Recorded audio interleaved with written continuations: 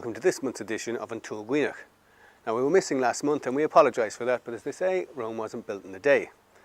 Anyway, in this month's programme we have reports on the musical festival Scoil Cheoil in Earraigh, an interview with Minister Jimmy Deenihan and a piece about Tigh Bhric, since it opened after being seriously damaged in the floods last year. Now, 6 years now, and Scoil Cheoil in Earraigh has been going from strength to strength, and we talked to Novemeber, one of the festival organisers.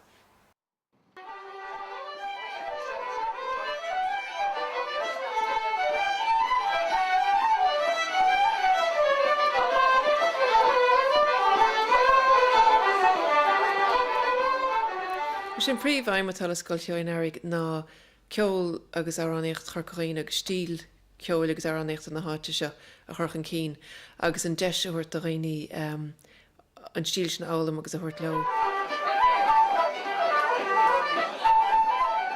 Agus sosí mar anna bheag ar fad 8 mbliana ó hin just le roinnt rangan ar cúpla uirlis ach inis 8 mbliana níos sin tá thart ar 5 rang agus ceart an extra siúil na thuirlis ar fad.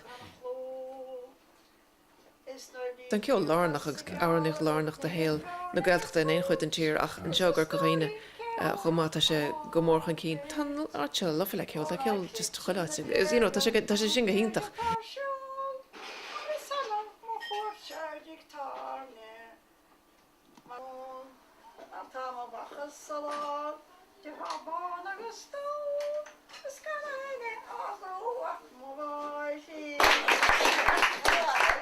Bhí seaní as ag an Scoil Cheoil gur tháinig an nerd sin ceoltar ógamach ag tinál na nógus gur fúnar a bheith sinnimt a méid bhí peachas osach up nó a good party pieces hain. Bhí ná lán le ceoltar óga ón na cuties beg a bíideach a couple bliana díos go dtí na déag óirí agus beidir bheith gaí ní sinne. I seint tuis gur idir buint sása bheith.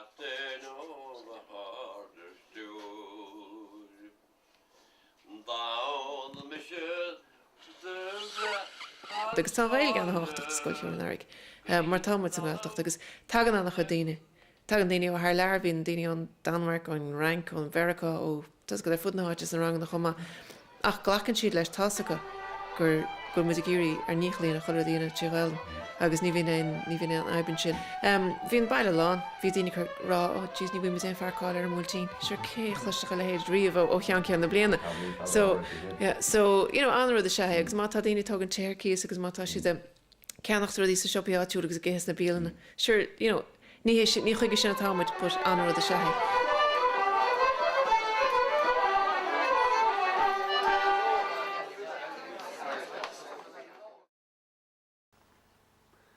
We wish that great little festival all the best in the future.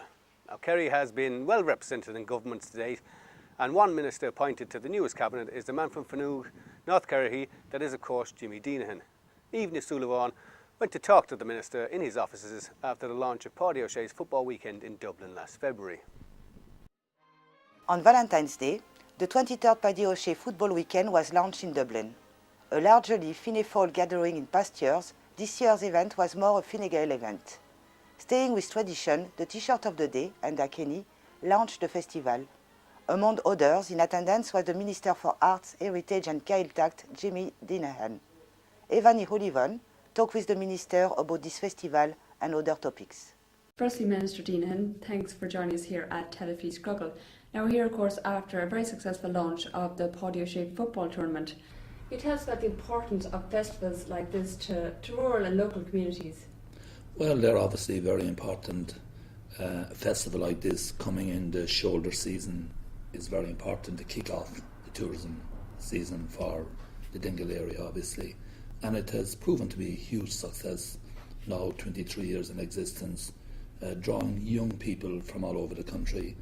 And it's a proven fact that if young people come to a place, if they have an enjoyable experience there, they'll come back.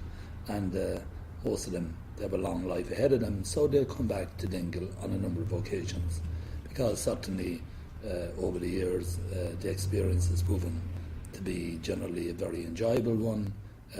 It's more than just football, it's the social activity as well, and also people are introduced to a Gaeltacht area that they may not come to but for the tournament. He's quite a character, Páidí Ó Sé. Everybody has a story to tell about him, so you, of course, I'm sure have your own story.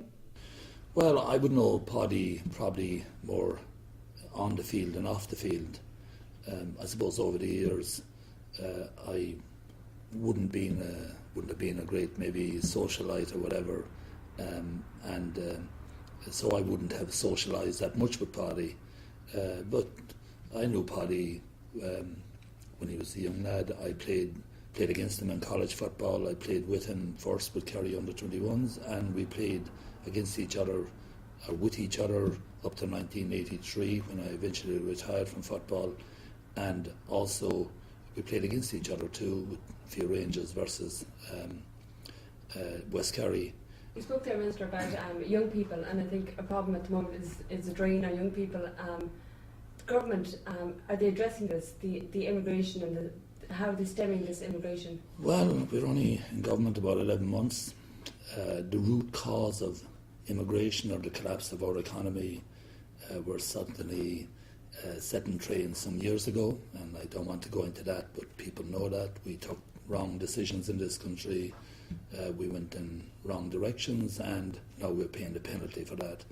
Now the government, since we've come in, we're putting in place various initiatives. Just this week we launched a jobs initiative, and we hope to create through that jobs initiative 100,000 jobs, and I think that's realisable.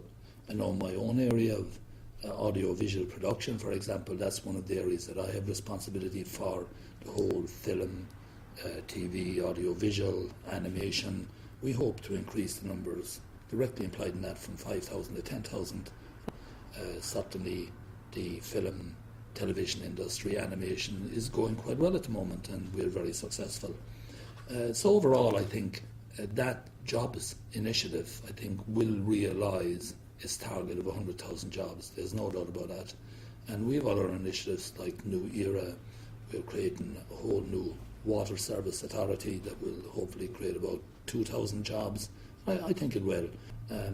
So overall, there's great interest in the USA in particular, and in Europe as well, in investing in Ireland at this time, especially the USA.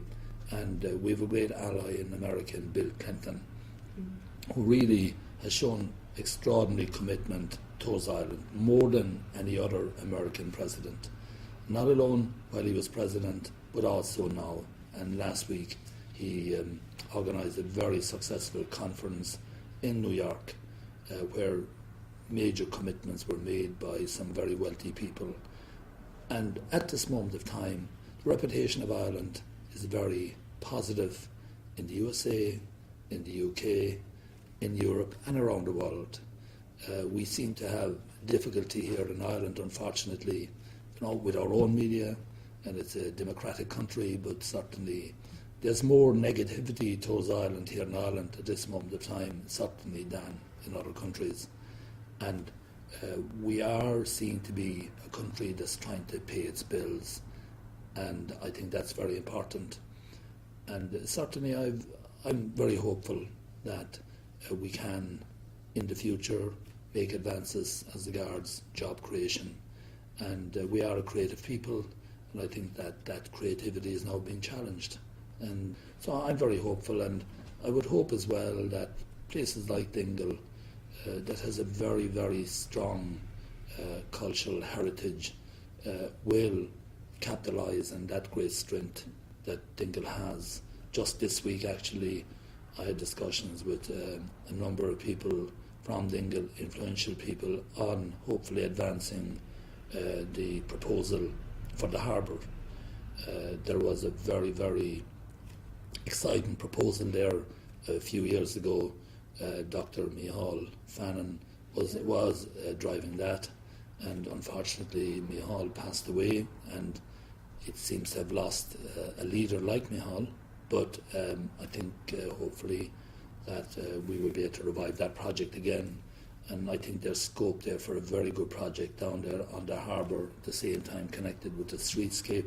So I'm very hopeful that I can push that with the local community now over the next 3 years, and it's one of my ambitions that I would kind of achieve that while I'm Minister for the Arts Heritage in the Gaeltacht. Interesting what the Minister had to say about the proposed Arts Centre for Dingle. We'll return to that story at a later time. Well, according to experts, Ireland's weather has been getting wetter and warmer due to global warming. Here in West Kerry, we witnessed torrential rains last year. One business badly affected by the consistent floods was Tigh Bhric. Dara Oak went along to find out about how the business was getting on now. An 7 lás fiche saoin an Earraigh, dhéann sé báisteach an-trauma gur corinne. Dhéanach annach chuid dochar do tithe, bóthra agus fermacha. Inún chuoin cheannaigh PC mór a talún, denachnic agus scriseach an relic chuma ina measc. An seo an riasc búlach na ferganmh go donna. Os clíoch Tigh Bhric díreach rimis na nullag agus thoimid chun caint le Paul miálar cuasaí go nó tar éis na tubaiste. The water started coming in the front door from the river, and I went out to tell Adrian, I think we have a problem. By the time I came back out, about 2 minutes later, the water was coming in the back. So basically the river came from back through the front and straight through the place. Everything was destroyed. I mean, the house next door, the pub, the B&B, and our own house. So it was 3 feet of water came through everything. But this is the height that the water came to. I think my Auntie Maureen's house next door is still unlivable in, really. Our own house is still quite bad, yeah. We only managed to open again just before Christmas, and we had carpenters, electricians and labourers. Yeah, a lot of work. And as you said, you opened just before Christmas, but the shop hasn't been opened. Why is that?